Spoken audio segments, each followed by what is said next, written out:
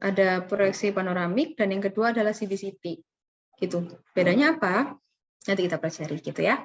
Oke, untuk yang kedua ada jaringan lunak. Jaringan lunak ini ada dua teknik yang bisa dilakukan untuk mendapatkan gambaran diagnostik dari TMJ. Pertama, ada artografi. Oke. Dan yang kedua ada MRI, magnetic resonance imaging gitu ya. Oke, Putu sudah join belum? Oh, masih join. Oke. Kemudian untuk radiografik abnormalitas dari TMJ banyak ya, penyakit-penyakit, kemudian developmental abnormalities, kemudian trauma dari TMJ nanti kita pelajari satu-satu. Itu ya. Anatomi TMJ pertama, kondilus mandibula. Udah pada tahu ya kondilus mandibula? Dari panoramik juga terlihat kondilus mandibula ini dia pasti melekat pada ramus mandibular. Dia punya bagian leher yang horizontal ini. Kelihatannya kursor saya.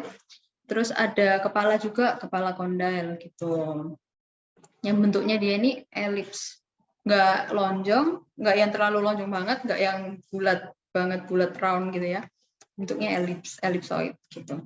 Untuk panjangnya sendiri mediolateral kurang lebih 20 mili. Ini berdasarkan textbook ya, cuman memang tiap orang juga berbeda-beda kayak gitu.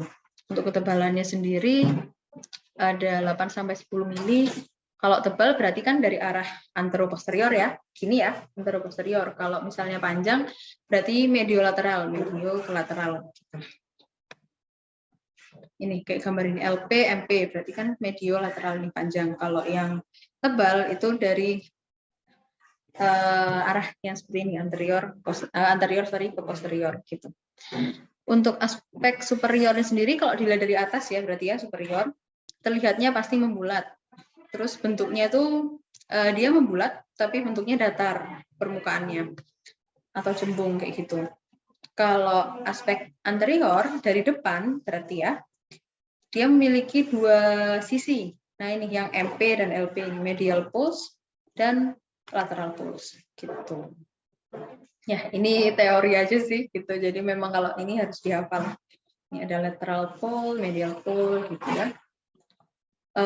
Untuk TMJ ini dia mulai terklasifikasi pada usia 6 bulan gitu. Dan memang terklasifikasi sempurnanya di usia 20 tahun. Jadi kalau pada pasien dengan usianya dia masih 6 bulan kayak gitu tuh biasanya sulit untuk mengidentifikasi kelainan di TMJ-nya kayak gitu. Kenapa? Karena pada anak-anak yang usia masih 6 bulan tulangnya ini belum benar-benar kompak kayak gitu.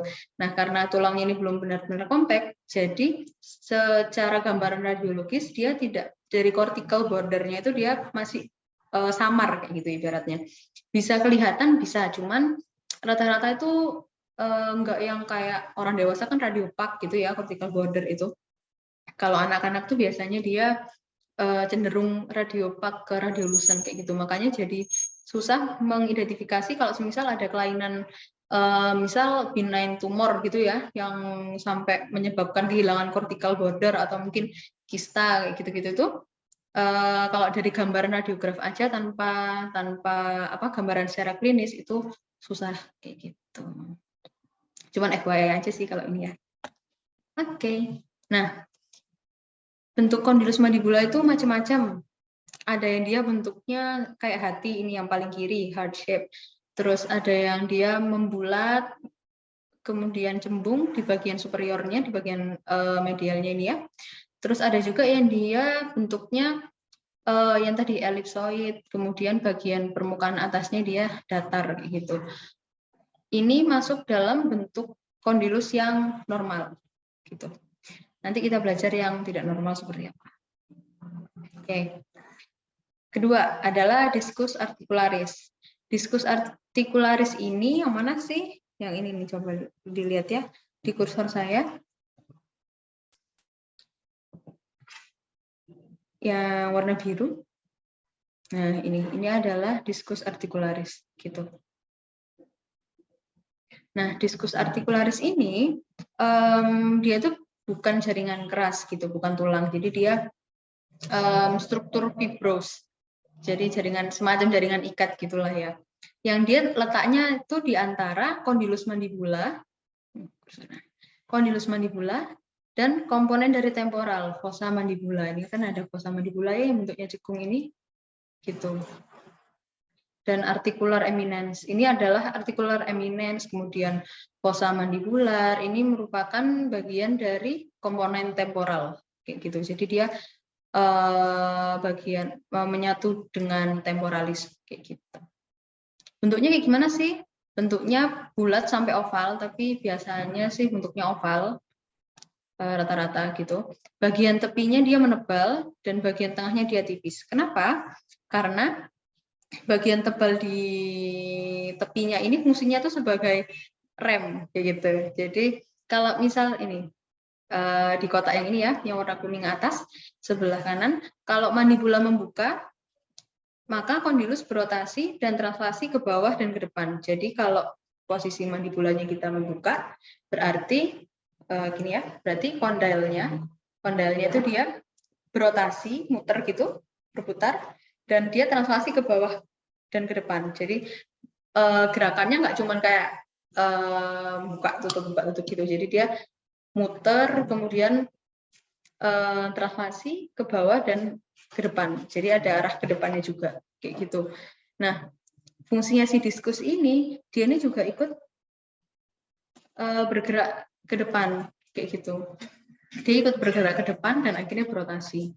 Nah, dia ini fungsinya sebagai remnya supaya kondilus ini berarti nggak offside gitu lah ya. Jadi nggak yang jadi dislok kayak gitu. Nah, kalau mandibula menutup berarti prosesnya kayak gimana? Berarti prosesnya terbalik dari yang mandibula membuka. Gitu. Jadi diskusnya nanti dia kembali ke posisi yang normal bersamaan dengan kondilusnya masuk ke dalam fossa mandibula gitu. Nah, ini fungsi normalnya ya. Fungsi normalnya di bagian tengah. Kenapa kok dia tipis? Karena dia tempatnya artikulasi dari kondil terhadap komponen dari temporal sendi gitu. Antara articularis convex, kondilus dan eminensia articularis nih. Eminensia articularis itu bagian yang menonjol di bagian anterior depannya fossa mandibula gitu. Kayak gitu. Nah, ini kita bahas tadi ya, bagian temporal. Dia ada articular tubercle. Nah, ini yang paling depan. Kemudian ada fossa mandibula. Fossa mandibula ini yang cekung ini tadi, tempatnya kondilus. Terus ada tubercle articularis gitu. Fossa mandibula itu dia menyatu dengan temporal ya. Batas posteriornya ini ya, visura squamotimatic dan visura petrotympanic gitu. Ya, intinya itu adalah visura-visura yang ada di bagian temporal gitu. Ini cuma buat hafalan aja. Buat FYI gitu ya. Kemudian batas medialnya ada tulang sphenoid, superiornya bagian atasnya yaitu dasar fossa kranial. Kedalamannya sendiri bervariasi. Kenapa? Bergantung dengan stimulus dari fungsional kondilus gitu. Jadi semakin kondilusnya ini memberikan gaya, dia semakin buka tutup kayak gitu, akhirnya dia berefek ke fossa mandibularnya cenderung lebih dalam, lebih cekung kayak gitu. Terus ini ada eminensia articularis. Eminensia articularis dia permukaan dari posterior convex, kemudian aspek inferiornya itu dia disebut puncak atau apex karena dia menonjol gitu ya, kayak gitu. Ini ada jaringan retrodiskal, jadi dia ini komponen jaringan lunak. Dia terdiri dari ada lamella superior itu ibaratnya kayak